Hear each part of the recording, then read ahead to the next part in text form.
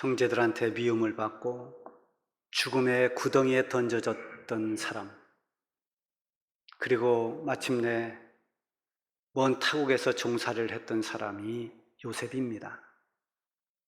어찌 보면 요셉은 참 비운의 사람이고 불행한 인생을 산 사람처럼 보입니다. 그러나 그 요셉은 세월이 흐른 뒤에 자기가 종살이했던 그 애굽에서 총리가 됐습니다. 이렇게 극적이고 드라마 같은 요셉의 인생을 하나님이 주관해 주셨고, 전능하신 하나님 섭리 안에서 하나님이 요셉을 그렇게 이끄셨습니다. 애굽의 7년이라고 하는 가뭄이 드는데요, 과거 옛날에는 주로 농경 문화 시대에 가뭄이라고 하는 것은 엄청난 재앙입니다. 1년, 2년 가뭄이 오면 나라가 망할 정도로 타격을 받습니다. 근데 7년 동안의 가뭄, 이걸 과연 어떻게 극복할 것이냐? 요셉이 그 7년 가뭄의 재앙을 잘 극복해내고 공을 세운 사람이었습니다. 하나님이 주신 꿈을 통해서 그는 7년 동안 있을 풍년에 양식을 잘 준비했습니다. 그리고 그 후에 온 7년의 흉년 동안 그것을 잘 조절해서 위기일 때를 면했습니다. 그뿐만 아니라 이 요셉은 범사에 지혜로웠습니다.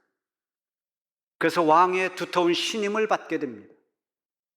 그리고 애굽의 총리가 된 이 요셉은 저 고향 가나안 땅에서 히브리 민족으로 살고 있는 아버지와 형제들, 모든 식소들 70여 명을 다 애굽으로 이주시킵니다. 그래서 그들은 애굽에서 정착하게 됩니다. 그리고 세월이 많이 흘렀습니다. 요셉도 세상을 떠났습니다. 저 가나안 땅에서 이주해 왔던 70여 명의 모든 가족들도, 식솔도, 종들도 다 세상을 떠났습니다. 그리고 그 후손들은 점점 늘어갔습니다. 그러던 어느 때 이 요셉을 알지 못한 애굽의 왕 바로, 그의 눈에 이 히브리 민족이 가시처럼 보였습니다. 위험한 존재들로 보였습니다. 요셉을 모르고 역사를 모르는 이 애굽 왕에게는 야곱과 요셉 그 후손들인 히브리 민족이 장애물이었습니다. 그래서 그들을 압박하기 시작합니다.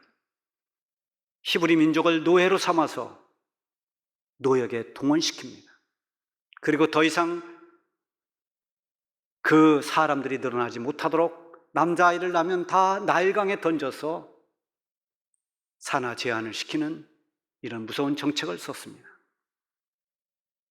요셉을 모르는 바로 왕에게 이스라엘 백성들은 자신들의 노동의 수단뿐이었습니다. 애굽의 위기 때 그 재앙에서 건져준 사람이 그들의 조상 요셉이었다는 사실을 훗날에 그 바로 왕은 알지 못했고 알려고도 하지 않았습니다. 역사는 다 지나간 것이지만 또 계속되는 것이지만 이 과거의 역사, 가정에도 역사가 있고 교회도 역사가 있고 국가도 역사가 있습니다. 이 역사를 무시하면 오만해집니다. 그리고 현재를 판단하는데 큰 오류를 범할 수가 있습니다. 가정에서도 마찬가지로 우리 부모가 있었기에 내가 있는 것입니다. 과거에 내가 기억하지 못한다 하더라도 나를 낳고 길러주신 그 부모의 손길이 없었더라면 우린 존재하지 못합니다. 내가 잘나서 이만큼 어른이 됐고 내 힘으로 성장했다고 착각하는 것은 바로 가정이든 어디든 역사관이 없을 때입니다. 우리 부모가 있었고 우리 선조들이 있었다는 이 역사관은 언제나 우리 모두에게 다 적용되어야 합니다.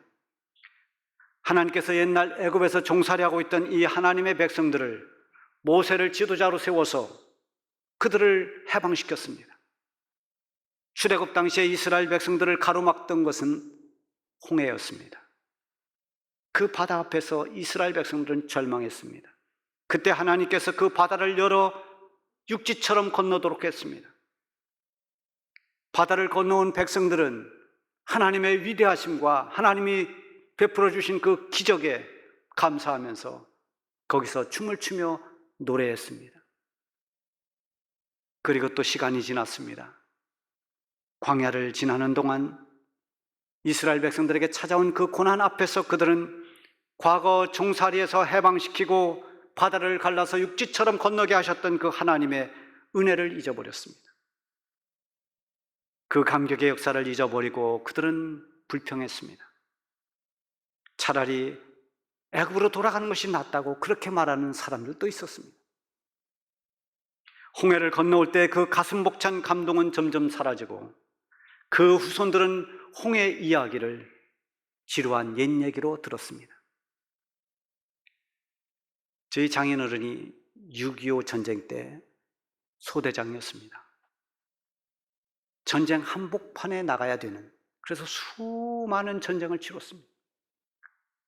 그래서 여러 가지 전쟁 이야기가 많습니다. 전쟁 한복판에서 살아남은 사람들이 몇 사람 되지 않는데 그 가운데 살아났습니다. 저와 우리 아이들이 전쟁 이야기를 많이 들었습니다. 고지를 탈환하려고 적들과 백병전을 벌린 그런 이야기, 적들에게 포위되었다가 빠져나올 수 있었던 이야기 등등 여러 가지 스릴 넘치는 전쟁 이야기를 정말 흥미있게 들었습니다.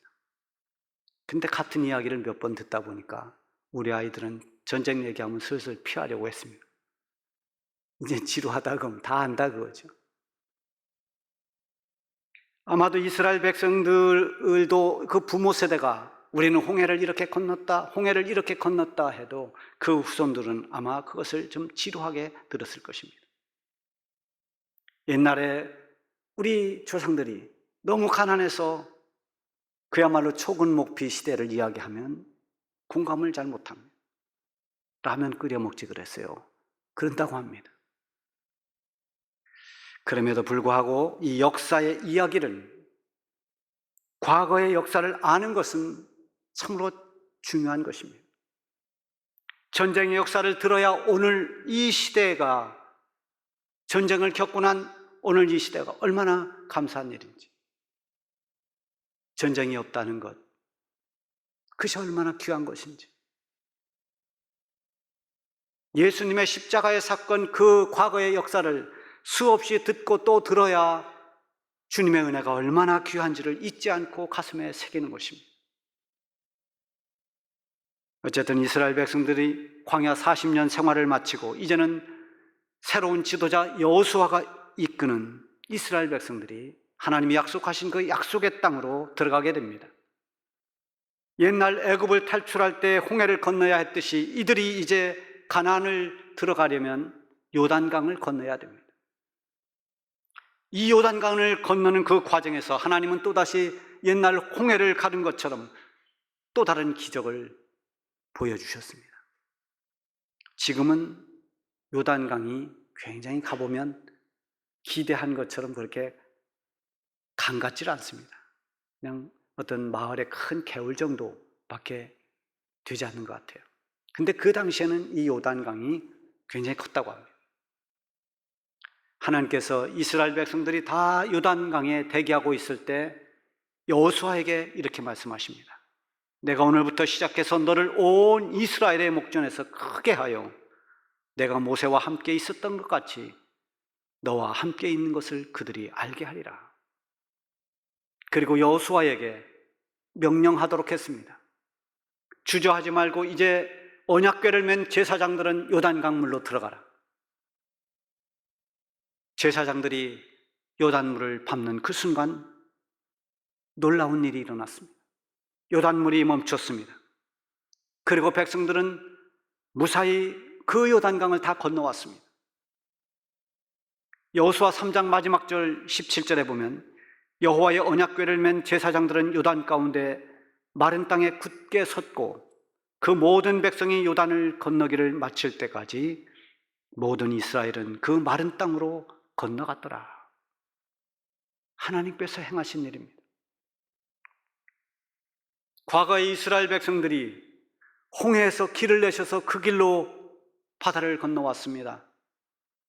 요단강을 멈추게 하심으로 해서 그 요단을 이스라엘 백성들이 다 기적처럼 건너왔습니다. 지금도 하나님께서는 막힌 담을 열어주시고 막힌 문제를 해결해 주시는 전능하신 하나님이십니다. 홍해를 여신 하나님은 오늘 우리의 하나님이시고 요단물을 멈추어 건너게 하신 하나님 역시 오늘 우리가 섬기는 우리의 하나님이십니다. 하나님께서 이 홍해길을 내시고 요단길을 내신 하나님은 하나님께 나아가는 길을 직접 만들어 주셨습니다. 죄로 말미암아서 하나님께로 나가는 길이 막혀 있었습니다. 구원의 길이 막힌 우리에게 예수님을 내어주셨습니다. 예수님이 친히 우리의 모든 죄짐을 대신 짊어지고 우리 죄를 담당해 주셨고 십자가에서 죽음을 통해서 하나님께 나아가는 길이 되셨습니다. 이 길은 홍해 길보다도 더 위대한 기적의 길이요 하나님이 우리에게 만들어주신 은혜의 길입니다. 예수님을 믿고 이 길을 가는 사람마다 구원의 은총이 주어집니다. 하나님의 자녀가 되는 특권을 얻게 됩니다. 구원의 길뿐만이 아니라 우리가 이 세상을 살아가면서 어찌해야 될지 모를 때, 어디로 가야 할지 모르고 방황하고 있을 때 하나님은 우리의 길을 인도해 주시는 우리의 목자십니다. 이스라엘 백성이 광야에서 거할 때 하나님의 손길이 만약에 없었더라면 그들은 그 광야에서 살아남지 못했을 것입니다. 우리도 세상에 사는 동안 하나님의 은혜가 없으면 우리는 우리 스스로 믿음을 지킬 수가 없습니다. 우리 스스로 넘어져서 일어나지 못할 것입니다. 하나님께서 우리에게 은혜로 이 믿음의 길을 걸어가게 만들어 주시는 것입니다. 이 요단을 건너온 이스라엘 백성들은 저 여리고 동쪽에 있는 길갈에 진을 쳤습니다. 그리고 그곳에 요단에서 가져온 12개의 돌을 기념비처럼 세웠습니다. 여호수아는 이제 그 길갈에 세워진 12개의 돌이 어떤 의미가 있는지를 백성들에게 알려줍니다. 무엇보다도 너희 자손들이 물어볼 때 그들에게 역사를 알도록 하라고 명령합니다. 21절에 보면 이스라엘 자손들에게 말하여 이르되 후일에 너희의 자손들이 그들의 아버지에게 묻기를 이 돌들은 무슨 뜻이니까 하거든. 세월이 많이 흘러서 역사를 모르는 자손들이 길갈에 세워진 그 돌들을 보면서 아버지, 이 돌이 무엇입니까? 할아버지, 이 돌은 도대체 무엇입니까? 이렇게 물어봤을 때 이 돌이 왜 거기에 서 있는지를 분명히 알게 하라는 것입니다. 역사 속에 있었던 그 사실적인 사건을 말해주라는 것입니다. 어떤 사실입니까? 22절, 23절에 나와 있습니다. 너희는 너희의 자손에게 알게 하여 이르기를 이스라엘이 마른 땅을 밟고 이 요단을 건넜습니다. 너희 하나님 여호와께서 요단물을 너희 앞에서 마르게 하사 너희를 건너게 하신 것이 너희 하나님 여호와께서 우리 앞에 홍해를 말리시고 우리를 건너게 하심과 같았다. 결국 이 말을 요약하면 이 돌은 저 요단에서 가져온 돌들인데 우리 백성이 이 강을 건널 때 하나님께서 마치 옛날 홍해바다를 건너 마른 땅처럼 건너게 하신 것처럼 이 요단강을 건너게 하신 그 기념으로 세우는 돌들이다. 이렇게 알려주라는 거죠. 이것은 단순한 과거의 이야기, 지나가 버린 옛 이야기로 끝나서는 안 되는 중요한 역사입니다. 여기에서 강조된 것은 너희 하나님 여호와께서입니다. 너희 하나님 여호와께서. 하나님 백성들이 광야 생활을 마치고 이곳 가나안 땅으로 들어올 때 요단강을 육지처럼 건너게 하신 그분이 우리 하나님이시다. 하나님께서 오늘 우리를 이곳으로 인도해 주셨다. 이걸 자손들에게 말해주라는 겁니다. 이것은 아주 중요한 신앙 교육입니다. 탈무드에 보면은 어리석은 부모는 자식들에게 재산을 남겨주고 교양 있는 부모는 자식들에게 지식을 남겨주고 지혜로운 부모는 자식들에게 신앙을 남겨준다. 이런 말이 있습니다. 신앙을 남겨주는 것은 얼마나 귀한 것입니까? 그 어떤 재산보다, 어떤 지식보다 더 귀한 것은 하나님을 경외하고 섬기는 바로 신앙입니다. 우리도 우리가 믿는 우리가 어떻게 하나님의 자녀가 되었는지, 어떻게 받았는지를 우리는 끊임없이 하나님께서 하신 그 일을 우리의 자녀들에게, 우리의 후손들에게 말해줘야 됩니다. 낡은 성경책이 되었든 빛바랜 사진이 되었든 그것이 길갈에 세워진 돌처럼 신앙 교육의 소재가 되고 또 증거물이 되어야 됩니다. 하나님께서 우리 가정을 이렇게 구원해 주셨노라고, 하나님께서 너희 할아버지를 이렇게 선택해서 교회 일꾼 되게 하셨고, 하나님께서 너희 어머니를 이렇게 하나님이 부르셔서 하나님의 귀한 일꾼 삼았고, 할아버지 할머니는 또 엄마 아버지는 하나님의 은혜로 하나님 일꾼 되어서 이렇게 헌신했노라고 말할 수 있어야 됩니다. 그것이 가정의 귀한 12돌이 되는 것입니다. 저는 지금도 저희 어머님이 시집 올 때 가져온 사진을 잘 간직하고 있습니다. 그 사진들은 거의 다가 처녀 시절에 신앙생활했던 그런 교회 중심의 사진들입니다. 부흥회 끝나고 부흥회 기념으로 찍은 사진, 또 교회에서 야유회 가서 야유회 가 찍은 여러 사진들, 찬양대 기념으로 찬양대원들 찍은 사진, 심지어는 교회 장례가 있는 날 그 교회 장례식 흰옷을 입고 쫙 장례식 나가는 그런 사진들이 지금도 잘 간직되어 있습니다. 그 사진을 볼 때마다 어머님이 이렇게 신앙생활을 했구나, 나도 하나님을 잘 섬기고 주어진 사명을 잘 감당해야 되겠다, 말 없는 교훈이 되는 겁니다. 이 길갈에 세워졌던 돌처럼 보이는 증거물 뿐만이 아니라 우리에게서 나타나는 믿음의 모습, 하나님을 공경하고 섬기고 믿음으로 살아가는 그 삶은 길갈에 세워진 12개의 돌보다 더 힘있는 증거물이 될 수 있습니다. 이스라엘 자손들에게 이 돌이 무엇인지를 말해주는 가장 중요한 핵심은 너희는 결코 하나님의 은혜를 잊지 말라는 것입니다. 돌이 되었든 어떤 것이 되었든 하나님의 은혜를 잊으면 안 된다라는 것입니다. 오늘 우리가 여기에 있는 것은 하나님의 도우심으로 말미암으며 하나님의 크신 은혜가 있었기에 가능했다는 것을 우리는 증언해야 됩니다. 신명기 8장 11절부터 20절까지 긴 말씀입니다만 이걸 요약하면 그렇습니다. 내가 배부르고 번성하고 잘 될 때 내 마음이 교만해서 하나님께서 너를 인도하시고 도우신 그 은혜를 잊어버릴까 염려하노라. 내 능력과 내 손의 힘으로 재물을 얻었다 생각하지 마라. 하나님께서 너를 도우셨다는 것을 기억하라. 이런 내용입니다. 길갈에 12개의 돌을 세운 것은 하나님의 은혜를 절대 잊어버리지 말고 기억하려는 것입니다. 하나님의 은혜를 아는 사람, 그 사람이 하나님께 감사할 수 있습니다. 억지가 아닌, 형식이 아닌 하나님께서 나에게 베풀어 주신 그 은혜를 알고 믿을 때 진심에서 나오는 하나님을 향한 감사가 있게 되는 것입니다.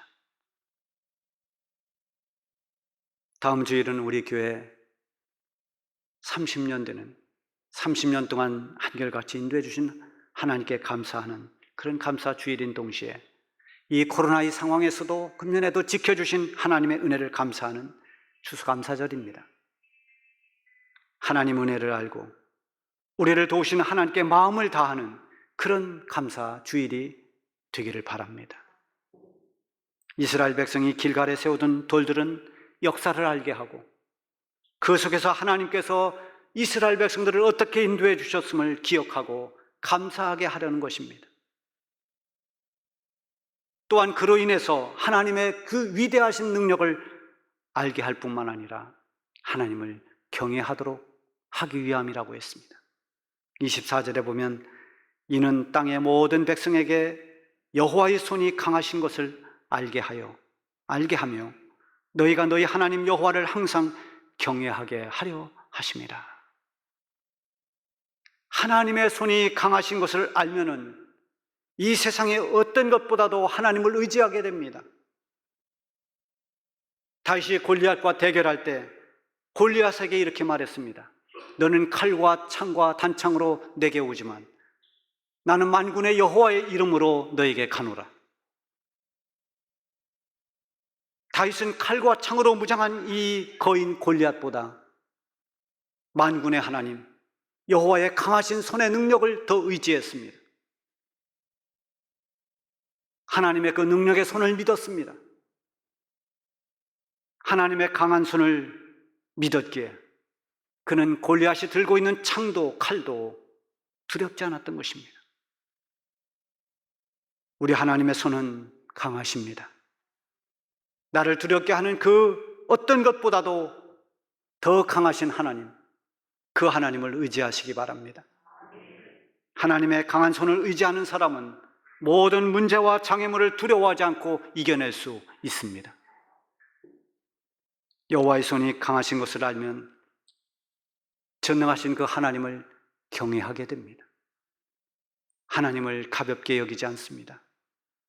세상을 두려워하지 않고 하나님을 두려워하고 하나님을 공경합니다. 하나님을 섬기는 데 최선을 다하는 것입니다.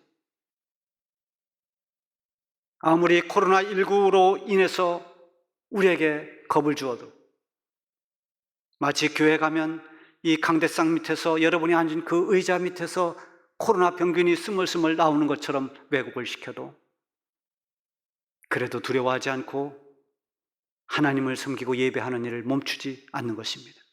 여러분 이런 용기를 가지시기를 바랍니다. 하나님의 은혜로 요단강을 건너서 길갈에 진을 친 이스라엘 백성들이 그곳에서 한 것이 두 가지입니다. 하나는 할례를 행했습니다. 여러분 남자들이 할례를 행하면 며칠 동안은 꼼짝을 못합니다. 그들이 눈앞에 적이 있습니다. 여리고성이 눈앞에 보입니다. 그 위험한 곳에서 하나님의 백성이라는 표식을 하는 할례를 행했습니다. 하나님의 백성이라고 하는 이 정체성을 분명히 하는 용기 있는 행동입니다. 아무리 위험할지라도 우리는 하나님의 백성이다. 이런 자긍심이 있기에 가능한 행동들입니다. 여러분 그런 용기와 자긍심을 가지시기 바랍니다. 또 하나는 유월절을 지켰습니다. 유월절은 애굽에서 나올 때 어린 양의 피를 문설주에 발라서 죽음의 재앙이 하나님의 백성 이스라엘 백성들에겐 다 넘어갔습니다. 그렇게 해서 종살이에서 해방시킨 하나님의 그 은혜를 잊어버리지 않고 감사하는 것이 유월절입니다. 그 감사절을 거기서 지키면서 영광을 돌렸습니다. 여러분 우리 교회는 다음 주일이 창립 30주년 감사주일입니다. 그리고 동시에 추수감사절입니다. 이 감사주일에 우리 온 성도들이 하나님께서 지금까지 인도해 주시고 베풀어 주신 그 은혜를 잊어버리지 말고 하나님께 감사하면서 모두가 하나님께 영광을 돌릴 뿐만 아니라 앞으로도 전능하신 하나님, 그 강하신 손으로 역사하시는 하나님의 능력을 의지하면서 하나님을 더욱 잘 섬기고 경외하는 삶을 살아갈 수 있기를 바랍니다.